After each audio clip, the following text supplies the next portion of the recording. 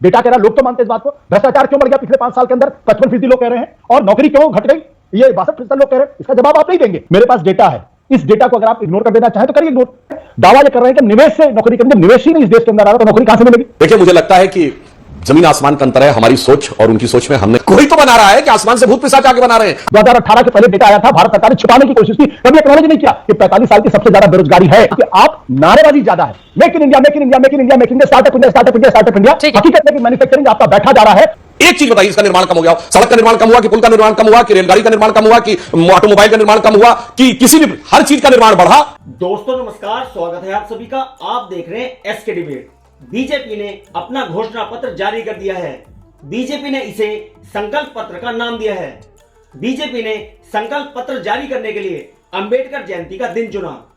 संकल्प पत्र में जो मुख्य बातों का ऐलान किया गया है उनमें अगले 5 साल तक 80 करोड़ लोगों को मुफ्त राशन, गरीबों के लिए 3 करोड़ नए मकान और आयुष्मान योजना को जारी रखने का ऐलान किया गया है। आयुष्मान योजना में 70 साल से ज्यादा उम्र के हर बुजुर्ग को शामिल किया गया है। स्वनिधि योजना में लोन की लिमिट 20 लाख कर दी गई है। पीएम सूर्य घर मुफ्त बिजली योजना पर खासा जोर दिया गया है। बीजेपी की तरफ से कहा गया है कि इस योजना पर तेजी से काम किया जाएगा। उज्ज्वला योजना के तहत रसोई गैस को पाइप से घर घर पहुंचाने का लक्ष्य लिया गया है। एक तरफ बीजेपी का संकल्प पत्र जारी हुआ, दूसरी तरफ विपक्षी नेताओं की तरफ से महंगाई और रोजगार के मुद्दे पर सवाल खड़े किए गए हैं कि आखिर बीजेपी के संकल्प पत्र में इन बातों का जिक्र क्यों नहीं है। आज की डिबेट इन तमाम मुद्दों पर होने वाली है। बीजेपी की तरफ से सुधांशु त्रिवेदी जी हैं और राजनीतिक विश्लेषक आशुतोष गुप्ता हैं। दोस्तों वीडियो को शानदार होने वाली है।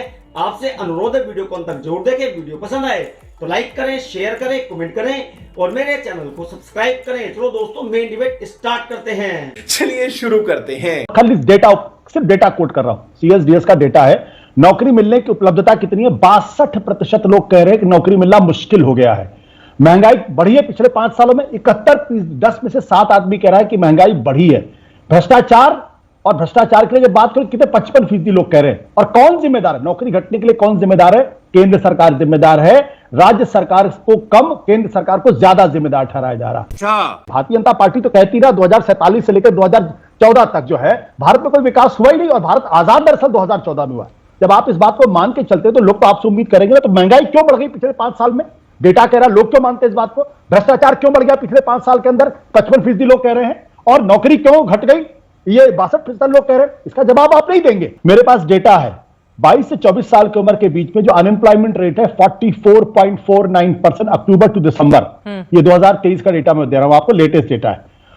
और ये जो डेटा है 25 से 29 साल के लोगों के बीच में जो अनएम्प्लॉयमेंट रेट है वो 14.33% ड्यूरिंग द सेम पीरियड। अब इस डेटा को अगर आप इग्नोर कर देना चाहें तो करिए इग्नोर। अभी जो सीएसडीएस का जो आंकड़ा आया है वो कह रहा है कि अनएम्प्लॉयमेंट रेट पर लोगों की सबसे ज्यादा नाराजगी है, महंगाई सबसे बड़ी नाराजगी है। और आज क्या कहा गया है? कहा गया कि निवेश से नौकरी।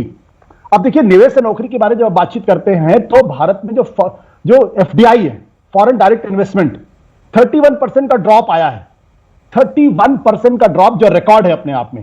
अब इस और आप दावा क्या कर रहे हैं? दावा ये कर रहे हैं कि निवेश से नौकरी करें। जब निवेश ही नहीं इस देश के अंदर आ रहा तो नौकरी कहां से मिलेगी?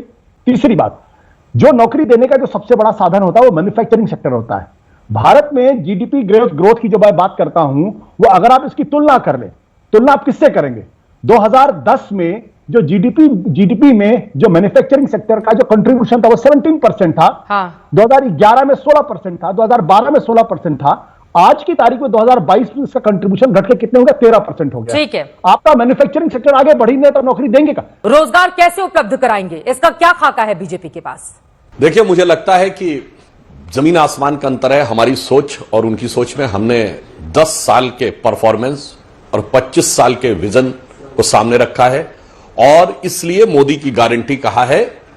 अब अपने तीसरे चुनाव के लिए, अर्थात जब हमने साबित कर दिया उसके बाद हमने कहा। मैं कहना चाहता हूं, जो लोग कह रहे हैं कि रोजगार के सृजन और अन्य की बात, तो मैं तो कहता हूं एकदम 2 तरीके से देख लीजिए। एक होता है आंकड़ा, बिल्कुल आंखों के सामने, कर्मचारी भविष्य निधि खाते, ये तभी बनेगा ना जब कोई कर्मचारी बनेगा, उसकी सैलरी में से पैसा कट के प्रोविडेंट फंड का जाएगा और उसका जो एम्प्लॉयर यानी नियोक्ता है वो भी काट के देगा। तो अगर कर्मचारी भविष्य निधि खातों में कई करोड़ का इजाफा हुआ, यानी 11 करोड़ थे 2014 में और अब हुए जाके 26 करोड़, तो ये हवा में तो कोई खाता नहीं क्रिएट हो गया कि जो काम करने लगा और अचानक ये सारी की चीजें आ गई। अब चलिए, कर्मचारी इंप्लॉय इंश्योरेंस स्कीम जी। अरे भाई, कोई कर्मचारी नया बना तब उसका बीमा शुरू हुआ ना, स्वास्थ्य बीमा। चलो वो भी आपको नहीं समझ में आता, कारण क्या है कि अब चलिए तीसरा है CMI, जो इंडियन इंडस्ट्रीज एसोसिएशन, वो एक गैर सरकारी संस्था है, वो देती है। उसके अनुसार पिछले ही वर्ष में 12 लाख प्रति माह हुआ। मैं ये नहीं कह रहा हूं कि एकदम बेरोजगारी नहीं, साहब बेरोजगारी का दौर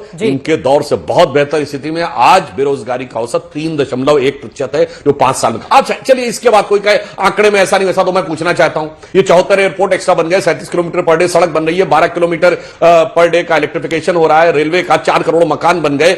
अब ये बताइए, इतने सारे, ये चिनाब में भारत का सबसे ऊंचा पुल बन गया, सबसे बड़ा केबल पुल गुजरात में बना, सबसे बड़ा समुद्र का पुल मुंबई में बना, तो समुद्र के नीचे सबसे बड़ी मेट्रो जो है वो कोलकाता में बन गई। ये किसने बनाया भाई? ठीक है, ये किसने बनाया? सबसे बड़े ऑटोमोबाइल के मैन्युफैक्चरर तीसरे नंबर के हम हुए, दूसरे नंबर के मोबाइल के हुए। कोई तो बना रहा है कि आसमान से भूत पिशाच आके बना रहे हैं?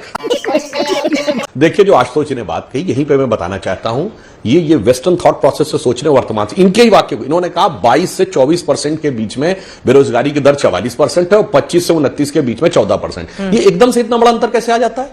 वेस्टर्न माइंडसेट है। हमारे यहां 18-19 साल की उम्र में बच्चा करता है कोई भी 12th, तो ग्रेजुएशन करते करते वो 21 या 22 होता है। भाई वेस्ट में है, मां बाप चिंता नहीं करते, चल 18 साल की उम्र से काम करना शुरू कर, इसलिए वो एम्प्लॉयमेंट की कैटेगरी में आते हैं। हमारे यहां 1% बच्चे को भी जरूरत नहीं पड़ती है जिसकी फैमिली की स्थिति बहुत खराब हो, अन्यथा वो पोस्ट ग्रेजुएशन करता है 22 से लेकर 24 के बीच में 90% बच्चे। फिर वो अन्य प्रकार की ट्रेनिंग करते हैं, परिवार पूरा सपोर्ट करता है, इसलिए आपको 44 से एकदम 14 नजर आ रहा है, क्योंकि ग्रेजुएशन पोस्ट ग्रेजुएशन तक मां बाप पढ़ाते हैं। ये आंकड़ा भी तो दो ना कि किसके यहां फैमिली सपोर्ट करती, किसको नहीं सपोर्ट करती है। ये है वो मकड़ जाल जिस कारण से लोगों को ये भ्रमित कर। अच्छा, 18 साल से अगर आप 21 की बेरोजगारी दर देखें तो भारत को सबसे ज्यादा दिखा देते हैं, क्योंकि 1821 में तो बच्चा पढ़ ही रहा होता है और उसको कोई रोजगार करने की जरूरत नहीं होती। पश्चिमी देशों में होती है रोजगार करने की जरूरत। देखिए, जो इन्होंने कहा कि मैन्युफैक्चरिंग में 15 से लेकर 13 आया, बिल्कुल सही बात है, मैं कम मना कर रहा हूं। सर्विस सेक्टर में भारी उछाल आया है साहब, डिजिटल ट्रांसफॉर्मेशन इतना आया है और इस फील्ड में सर्विस सेक्टर में इतना बड़ा जॉब क्रिएट हुआ, तो मानी बात है 1% की कमी पर मैन्युफैक्चरिंग की जहां तक हम बात करें, आज की डेट में हमारा विमान महाक युद्धपोत भारत में बना है, तो मैन्युफैक्चरिंग नहीं हुई है क्या सर? असॉल्ट राइफल्स भारत में बनने लगी हैं, तेजस भारत में बना है, ऑटोमोबाइल में हम सबसे बड़े मैन्युफैक्चरर तीसरे नंबर के बने हैं, मोबाइल हैंडसेट में 240 से अधिक फैक्ट्रीज काम कर रही हैं। ये मैन्युफैक्चरिंग नहीं हुई है क्या? इसलिए मैं कहना चाहता हूं, उनके ही आंकड़े से कह रहा हूं, वो आंकड़ा उनका सही है, मैं आंकड़े को नहीं डिस्प्यूट कर रहा हूं। आंकड़े का देखने का नजरिया गलत है। आपका नजरिया ही गलत है आशुतोष जी। अब इन्होंने मुझे मेरे डेटा को मिसकोट करने की कोशिश की है, जिसको मैं ऑफेंस लेता हूं। मैंने कहा 20 से 24 साल 44.49। मैं पूछना चाहता सुधांशु जी से 2014 के पहले यह अनएम्प्लॉयमेंट रेट क्या थी? पहला मुझे इस डेटा का जवाब दे दे, क्योंकि 20 से 24 साल। दूसरी बात यह है कि आज की तारीख में आपको लगता है गांव से कोई वास्ता ही नहीं है सुधांशु जी का? जो शहरों में झुग्गी झोपड़ी में रहने वाले उनसे कोई वास्ता ही नहीं, इनका कोई वास्ता नहीं है, इसलिए इस तरीके की बातें कर रहे हैं। दूसरी बात, अगर चलिए इनकी बात भी मान लेता हूं, 25 से 29 साल के बीच में 14.33%, यह जबरदस्त है। 2018 के पहले डेटा आया था, भारत सरकार ने छुपाने की कोशिश की, कभी एक्नॉलेज नहीं किया कि 45 साल की सबसे ज्यादा बेरोजगारी है।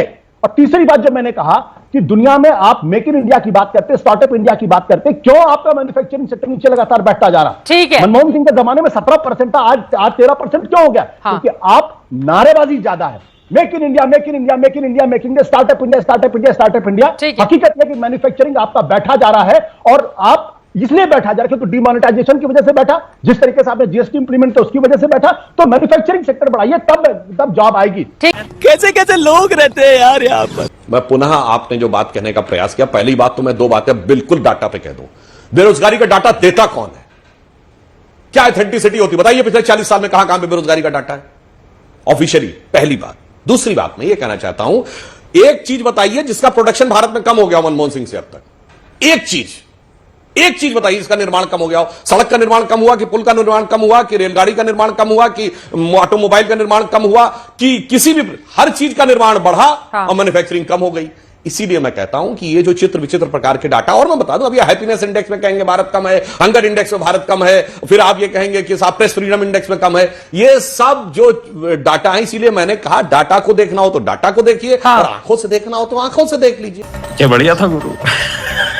मैं चुनौती से कहता हूं, हमारे जितने दर्शक हैं, ये 5 ऐसे साल बता के जाएं विपक्ष के 55 साल में जब महंगाई दर 5% से कम हो। ठीक है। मिनिमम मोदी सरकार में 3.8% पे गई है। 3 ऐसे साल बता के जाइएगा जब महंगाई की दर 3.8% से कम हो। और दर्शकों को कहता हूं, आज सारा डाटा अवेलेबल है, कोई भी जाके चेक कर ले। पिछले 50 साल में सबसे कम महंगाई की दर के 5-10 साल ले लीजिए, उसमें 9 हमारे हैं। सबसे कम बेरोजगारी की दर के साल ले लीजिए, वो सबसे ज्यादा हमारे हैं। सबसे फास्टेस्ट विकास के ले लीजिए तो 10 में 6 हमारे हैं।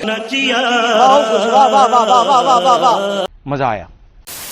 देखा दोस्तों, आपने सुधांशु त्रिवेदी जी और आशुतोष गुप्ता दोनों को सुना। आप किसकी बात से सहमत हैं? दोस्तों, वीडियो को लास्ट तक देखने के लिए दिल से धन्यवाद। और वीडियो के बारे में आपकी क्या राय है कमेंट सेक्शन में कमेंट करके बताएं। और अगर वीडियो पसंद आई हो तो लाइक करें, शेयर करें, कमेंट करें और मेरे चैनल को सब्सक्राइब करें। चलो दोस्तों, मिलते हैं अगली वीडियो में। जय हिंद, वंदे मातरम, जय श्री राम।